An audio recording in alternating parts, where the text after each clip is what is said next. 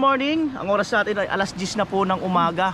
So ito ay napadaan nga lang kami dito sa may Sigsag Road, dito sa may papunta kina Rica. So kaya nga lang po mga kanoli, kami ni Vince at saka ni Alamid Striker ay namangha kami dahil sa meron rumaragasang tubig na kung maririnig mo ay nakaka-relax mga kanoli. So nakita namin merong hagdan, no?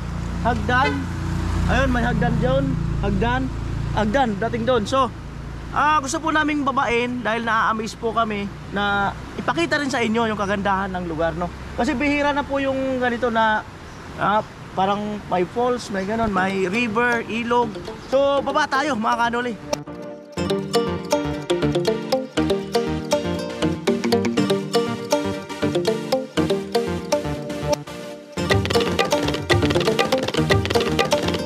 Ayan naman, tara na!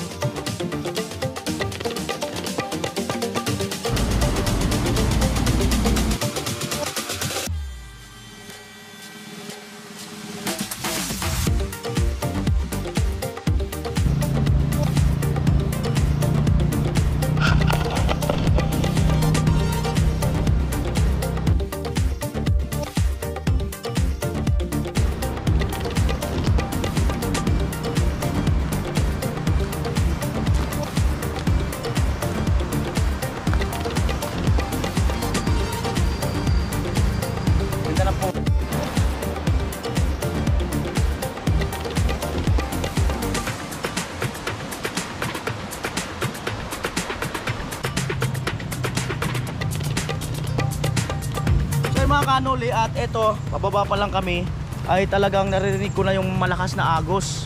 At sabi nga namin, ano kaya kung maglaba tayo dito minsan, no? Siligo, laba lang. So para ito mga kanoli, pakita namin sa inyo.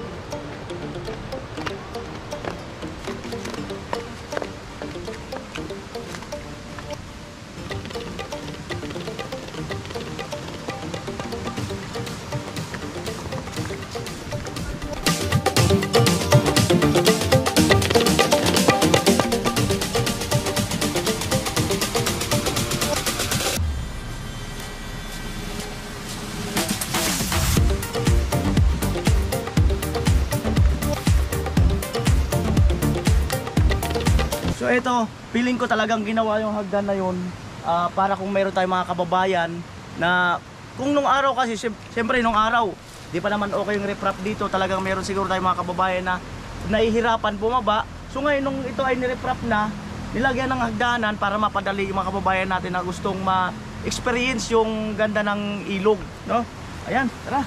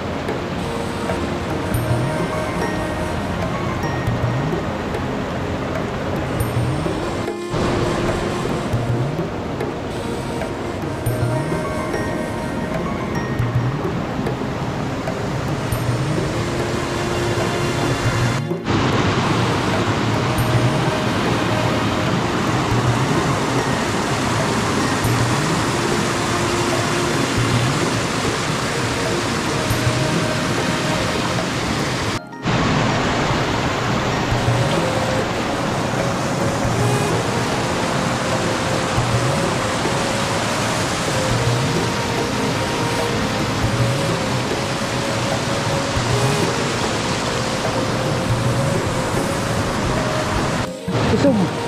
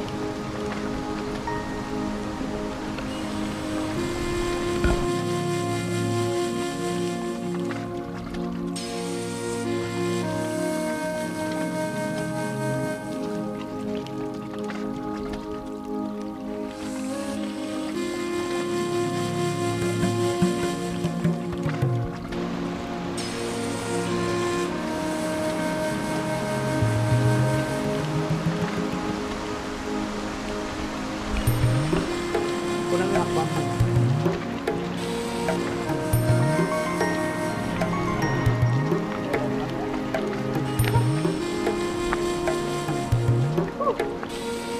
Kanuli, at sana po ay nagustuhan nyo po itong aming mini adventure, at tingnan namin kung magkaroon ng part 2 kasi may busay pa daw sa baba. Meron kami nasa lubong at natanungan, mas maganda raw doon, no? So abang-abang po sa part 2 nito, at please comment po kung ano pong masasabi niyo sa lugar, no? Na nihingal pa ako, no? Narinig lang namin yung agos, tapos nasilip ni Vince. Uy, ang ganda, kaya tala, kunin natin. So sinexing ka muna. Sabi ko, sige tara. Sabi rin ni Aliman, maganda. Sige tara. So hopefully ay nagustuhan niyo po, no, yung view na yung mga tagal na mga kababayan natin na mga dati naliligo rin sa mga ganyan, nagbabaon, family bonding, picnic, at iba pa lalo na pagka summer, di ba? Papalamig sa tabing ilog, no? Salamat! At syempre, napakaganda ng lugar. Ayan, sana po ay nagustuhan niyo po ang nature. Ayan yung mga nature lover dyan. So ito na po yung pagkakataon nyo na mag-comment. Bye-bye!